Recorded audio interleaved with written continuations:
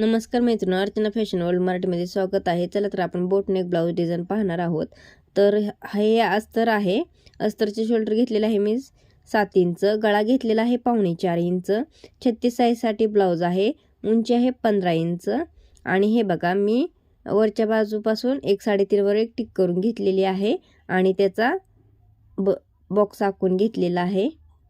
हे बघा अशा प्रकारे बॉक्स आखून घेतलेला आहे आणि गळ्याला आकार गोल देऊन घेतलेला आहे. बॉक्सपासून 1.5 इंचवर एक टिक करून घेतलेली आहे आणि त्याचा पण आपण कडेपर्यंत हे बघा अशा प्रकारे बॉक्स आखून घेणार आहोत. हे बघा बॉक्स आखून घेतलेला आहे आणि गळ्याचा आकार आपण ड्रॉ करून घेणार आहोत, आखून घेणार आहोत. हे बघा अशा प्रकारे तुम्ही गळा आखून घ्या.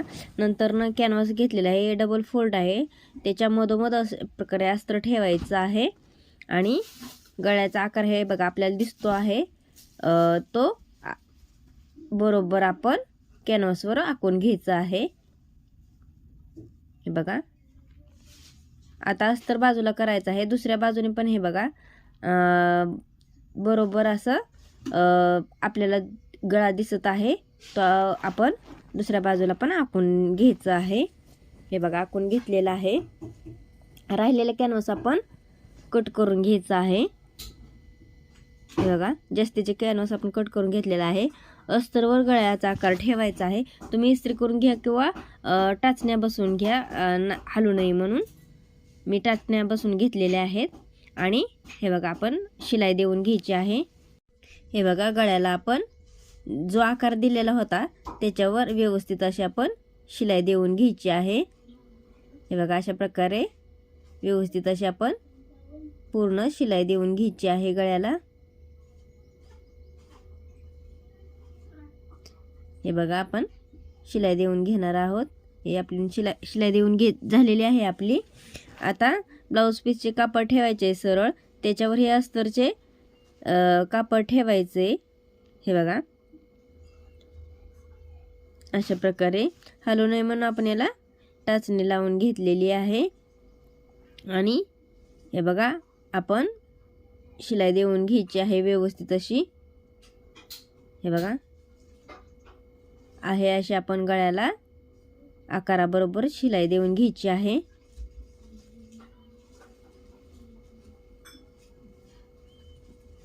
हे बघा आपली शिलाई देऊन झालेली आहे. आता टाचण्या काढून घ्यायच्या आहेत आणि आता गळा कट करून घ्यायचा आहे आपण बरोबर. हे बघा अशा प्रकारे आपण गळा कट करून घेणार आहोत आणि गळ्याला छोटे छोटे कट देऊन घ्यायचेत.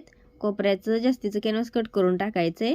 हे बघा व्यवस्थित असे, आणि टिप कट होणार नाही याची तुम्ही काळजी घ्या. आपण दिलेली जी शिलाई होती ती गळ्याला ती कट होणार नाही याची काळजी घ्या. आणि हे बघा अशा प्रकारे त्याचे जे आपले टोक होते ते बाहेरच्या बाजूला काढून घ्यायचे. व्यवस्थित आकार व्यवस्थित करून घ्यायचा आहे, सरळ पलटी करून. हे बघा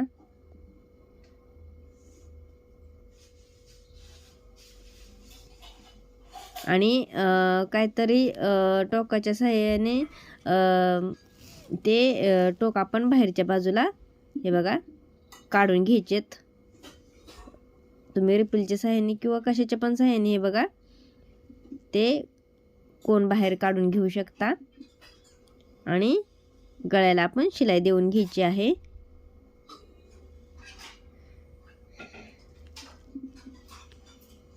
हे बघा व्यवस्थित अशी आपण गळ्याला शिलाई देऊन घ्यायची आहे.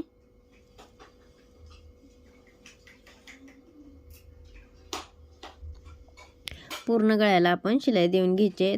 तर मैत्रिणी आपल्या चॅनलवर आपण खूप छान अशा ब्लाऊजच्या डिझाईन पाहणार आहोत. त्यासाठी आपल्या चॅनलला लाईक सबस्क्राईब नक्की करा आणि शेअर पण जरूर करा. हे बघा अशा प्रकारे गळ्याला आपण शिलाई घालून घ्यायची आहे.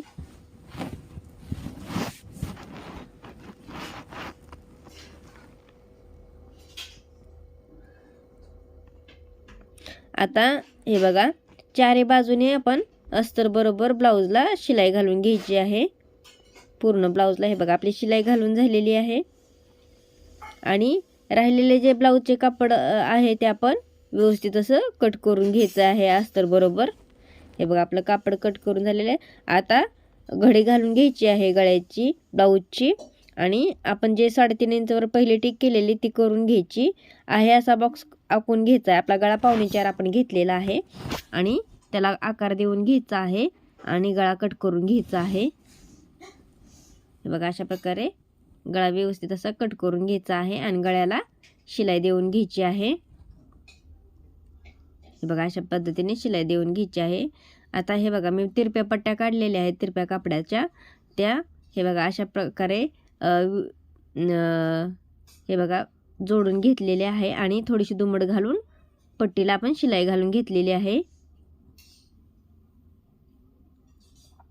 आणि आता ही पट्टी आपण गळ्याला जोडून घेणार आहोत.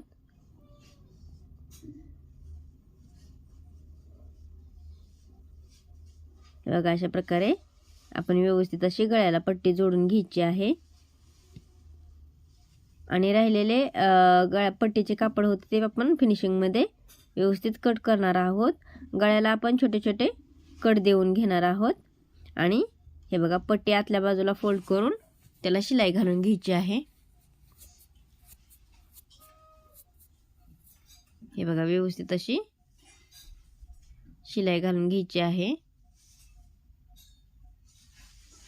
आता गळ्याला आपण लेस बसवून घेणार आहोत. हे बघा अशा प्रकारे. आणि कोपऱ्याच्या ठिकाणी जो भाग येतो तिथं आपण एक दुमड घालायची आहे म्हणजे आपला कोपऱ्याच्या ठिकाणी कोपरे व्यवस्थित फिनिशिंगमध्ये येतात.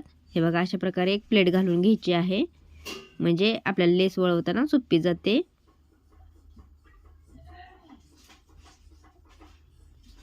हे बघा एक प्लेट घालून घ्यायची आहे कोपऱ्याच्या ठिकाणी म्हणजे आपल्याला लेस वळवाय सोपी अशी जाते आणि फिनिशिंगमध्ये ब्लाऊज येतो.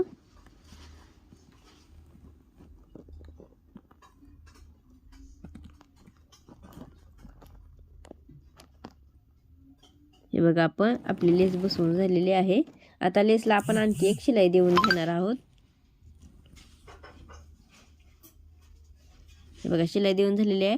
आता जो काट राहिलेला होता हे बघा आपला कमी काट राहिला होता त्याच्यामुळे एकीकडेच काटा आलता आपल्या पिसाला आणि त्याच्यामुळे आपला काटा एवढा शिल्लक राहिलेला आहे.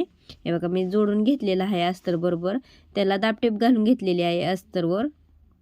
हे बघा अशा प्रकारे आणि सरळ करून आणखी एक शिलाई घालून घेतलेली आहे.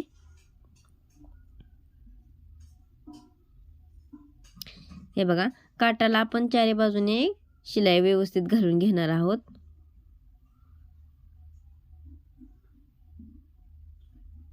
आणि राहिलेले अस्तर आपण व्यवस्थित कट करून घेणार आहोत. हे बघा कट करून घेतलेलं आहे ते. हे बघा अशा प्रकारे व्यवस्थित असं ब्लाऊजच्या आकारावर ठेवून द्यायचं आहे खालच्या बाजूला आणि त्याला हलवू नये म्हणून आपण या पिना लावून घेणार आहोत. हे बघा व्यवस्थित असं तो काटाची बाजू आहे ती व्यवस्थित ठेवून द्यायची आहे आणि त्याला शिलाई घालून घ्यायची आहे. आपण दुसऱ्या पण बाजूला अशाच प्रकारे शिलाई घालून घेणार आहोत. हे बघा अशा प्रकारे. आता एक पट्टी घेतलेली आहे त्याला थोडीशी दुमड घातलेली आहे आणि ती पट्टी आपण पाठीला बसून घेणार आहोत. मी पट्टी बसवलेली दाखवली नाही कारण की आपला व्हिडिओ मोठा होतो. हे बघा पट्टी बसून घेतलेले आहेत आणि छोटे छोटे लटकन मी गळ्याला बसून घेतलेले आहेत अशा प्रकारे. तर कशी वाटली ब्लाऊज डिझाईन मला कमेंटमध्ये नक्की सांगा. आपल्या चॅनलला लाईक सबस्क्राईब नक्की करा. तर खूप छान अशी आपली ही बोटनेक ब्लाऊज डिझाईन तयार झालेली आहे. धन्यवाद.